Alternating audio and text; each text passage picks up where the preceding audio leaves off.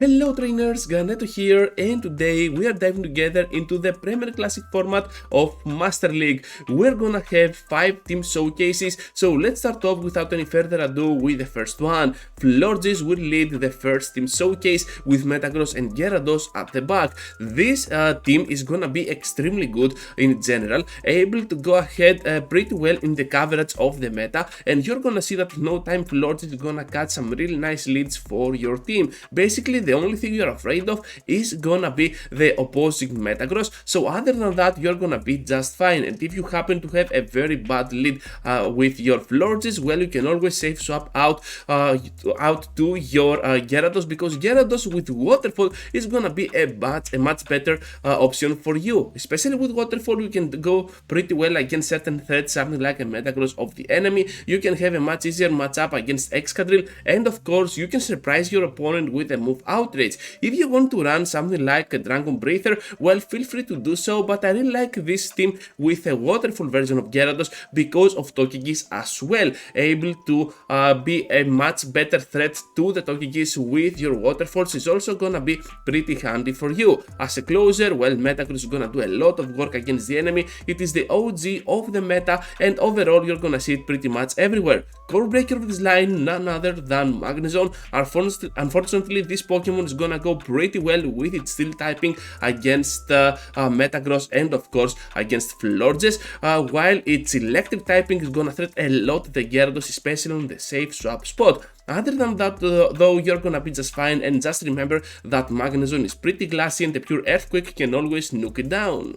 Ursaluna is leading the next team showcase.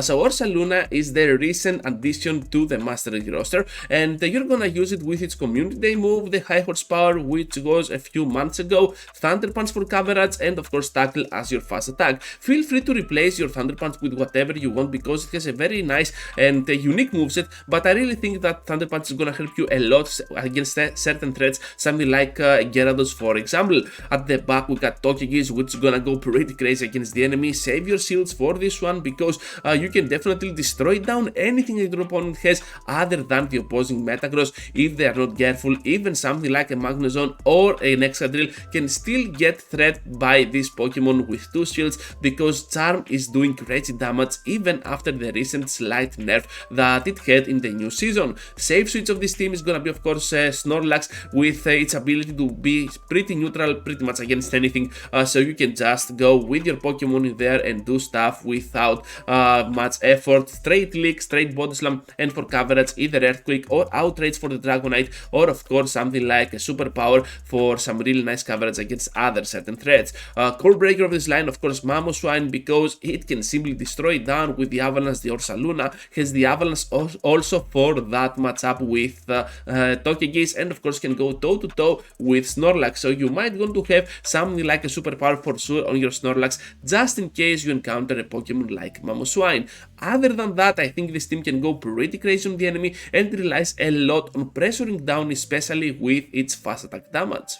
Into the next team showcase with our Machamp upon the lead, followed up by Swampert and Excadrill. For the safe swap spot, you can always use Swampert, but I included it here as a closer because of Earthquake. Earthquake is gonna be able to deal much more damage at Drill Run, and of course you are gonna get there much later, so using those shields toward your advantage might be the optimal scenario for your Swampert to do solid work against the enemy. As a safe switch, I really enjoy using Excadrill because it has a very nice moveset, able to cover a lot of things in the meta. Even against its hardest counters, it can still take a shield or 2 out of them if they are not careful. And of course you have the Rock Slide for the Flyers and the Drill Run for the steel typing, especially against that Metagross. We are looking at a team that can work pretty well against Metagross. It has some problems against Dragonite, but to be honest, still you got 2 Pokemon with a move Rock Slide. You got a Swampert, which can be pretty spammy even against a Pokemon like Dragonite, and of course you are gonna be able to grab at least 1 or 2 shields with 2 Pokemon, while your final Pokemon can definitely nuke the opposing side down. Consider using a move like Close Combat or your Machamp, because I do so and I haven't really regretted at all, because a pure Close Combat can nuke down certain threats, something like a Metagross for example, and can put you on the advantage over your enemy. Core Breaker, we have already said about it, it's gonna be the Dragonite because it have a solid answer pretty much for anything here, and of course with a new move, the Superpower, well, it can simply destroy down any steel type out there, especially that matchup with Excadrill. Other than that, you're gonna be just fine, and of course against Dragonite, we have already said that there are some solutions.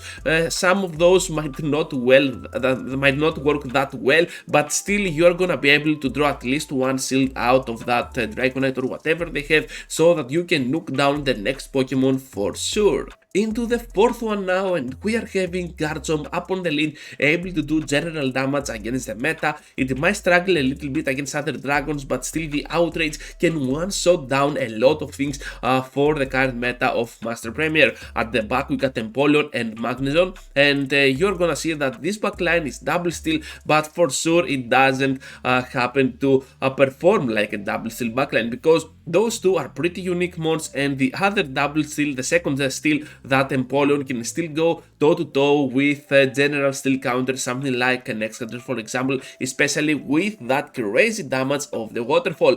Sad news about Empoleon is that sometimes it will struggle with the CMPs, which we are gonna see in a while here on this battle, and we're gonna pay for that later on, but it doesn't matter at all, because still all those moves that you can charge up are still gonna hit pretty hard the enemy. I recommend using Blizzard over that Drill Peck, because with Blizzard you get the chance to nuke down the dragon types as well, which is pretty neat for a Pokemon like Empoleon, especially if they are not expecting it at all. As a closer, we got the Pokemon Magnezone, which can go toe-to-toe with pretty much anything on the meta with certain energy advantage, and I believe that double Wild Charge, if it is not resisted, can simply destroy down whatever your opponent has, even a whole Metagross, a whole Dragonite and stuff like that. And of course you got a cheap move, something like a Mirror Shot, or a heavy move, something like a Return if you have a purified one, or a Flash Cannon from a regular form Magnezone for some crazy damage outputs. I really like Earth Power on my Garchomp, but if you do not have one, since it is gonna be Legacy, Santum can be your second choice. Fire Blast, not so much. Haxorus can definitely break down this team, but with a little bit of synergy you can definitely overcome this obstacle, and you are seeing here that we might lose on the end, but still we're gonna be able to perform pretty well against a pretty hard counter team. Into the final one, and we're having Rhyperior up on the lead, followed up by Gyarados as a safe switch and Conkeldurr as a closer. About Gyarados, well, we have already said it, Dragon Breath for coverage and Waterfall for that steel coverage, but you're gonna be on your own deciding that, because I cannot take that responsibility for you. And then you got the comments, Ganeto, you told me to use Waterfall, I do not have Dragon Breath and stuff like that. It's all about you, okay?